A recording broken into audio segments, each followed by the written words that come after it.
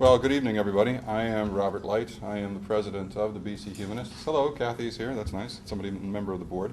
We'll introduce Kevin Annette, a past board member on the board of the BC Humanists. So he's a longtime activist in many social causes. He was actually here in this building, how many years ago now? 1882? Don't ask me. Okay, 1982 would be 26 years ago, 24 years ago, for the founding of the Green Party. And he was a United minister and took on the cause to help to find justice for the residential school tragedy. Okay, well, I'll tell you what. I'm going to give the floor to Kevin. Kevin, come on up. Give Kevin a nice warm hand. Come on up. You didn't come here to hear me. Hi.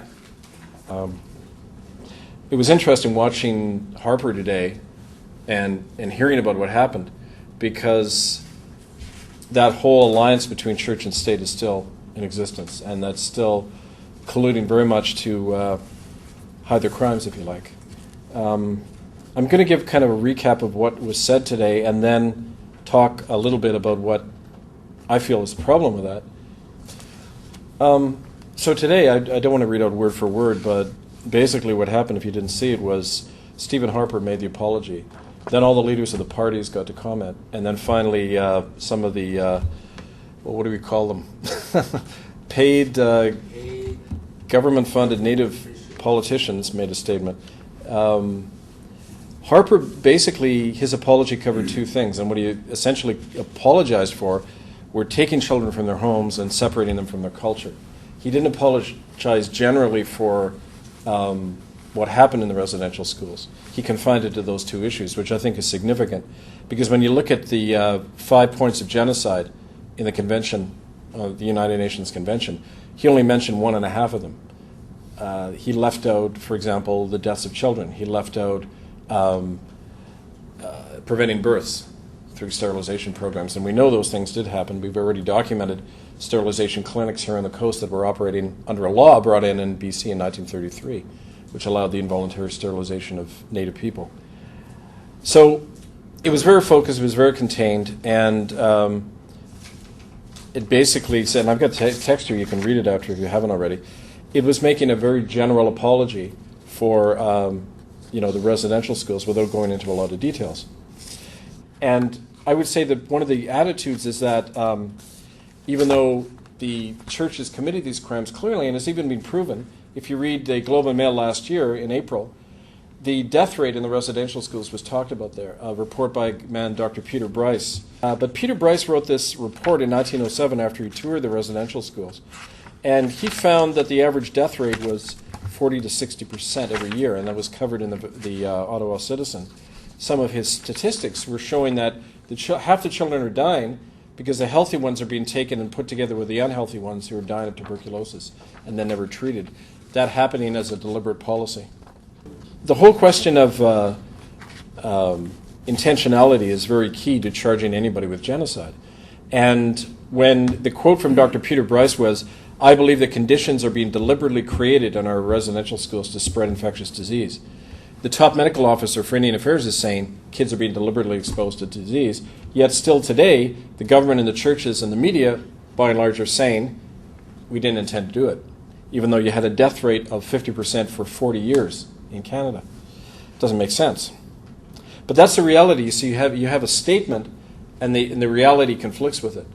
An example of that in terms of this apology as well is they issued the settlement money, and we know Rob and John can, I'm sure, both talk about this, the effect it's had on the downtown east side of just handing people a lot of money. The overdosing, the people dying from alcohol poisoning as a result.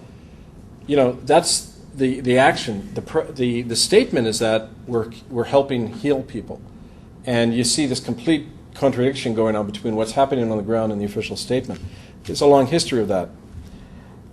What was interesting, too, though, is that it was kind of like Harper was very cautious in the way he was talking about the residential schools. But when it came to the leaders... He's a redneck.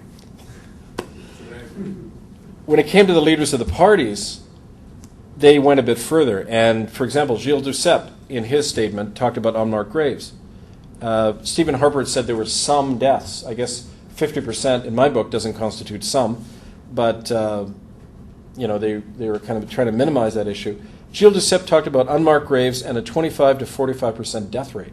Okay. Jack Layton referred to the deaths. He talked about the spread of disease killing many, and he said laws were consciously made in Parliament to cause this. So it's interesting because you see they're gradually beginning to admit stuff. They're admitting intentionality. They're saying this happened because of conscious design, intelligent design, I guess. Dion, the head of the Liberals, made a similar comment about the death. So what was really interesting, though, you get to the Aboriginal leaders, well, if the politicians of the Assembly of First Nations, Phil Fontaine is like simply saying the government has taken full responsibility for this. No mention of the churches whatsoever, which is kind of like, talking about Auschwitz and not mentioning the SS. The churches were the key factor in the setting up of the residential schools and the maintaining of them. If you look at the correspondence, and a lot of the documents I found are right out of Kerner Library at UBC, in the microfilm section on the second floor. You read those letters, and it's clear that by about 1930, the government of Canada wanted to close residential schools. But it was a deliberate campaign by the churches to keep those institutions open. And that continued right up to the 1970s. And yet now it's all being crafted in terms of the government has taken responsibility for this. The churches are completely left out. In fact, they're not only not liable for these crimes anymore and the deaths of these children, but they don't even have to foot the bill. Most of the settlement money is coming, 90% of it is coming from taxpayers. It's not coming from the churches at all. So it's yet another example of this kind of church-state alliance that protects religious bodies, Christian religious bodies, from the consequences of their own plan and their own actions. If you had to sum up today's statement, I would call it admissions without consequences, because a number of things were beginning to be admitted, but there's no consequence. They talk about a Truth and Reconciliation Commission, but when you read the mandate of that commission, it's unbelievable. I've got one right here. The Truth and Reconciliation Commission shall not hold formal hearings, nor act as a public inquiry, nor conduct a formal legal process. It does not have the power to compel or subpoena. Participation in all its activities is entirely voluntary. It shall not name names, nor record names unless the person named has been convicted. So, okay, the other thing I learned too is that there's no immunity granted to anybody.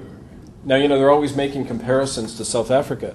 There was a blanket immunity in South Africa, so anybody coming forward knew that they wouldn't be sued by anybody or face a consequence if they named what happened. In Canada, Harry Laforme, who's the head of it, was asked the other day on CTV, will there be immunity for people giving testimony? He said, no. Well, think of that. You're a Native person. You're asked to come into a forum. You're not allowed to name a name. And you can't, anything you say, you're not protected and saying. So if you name a church, you name a logging company that profited off stolen land, they can come around and sue your ass.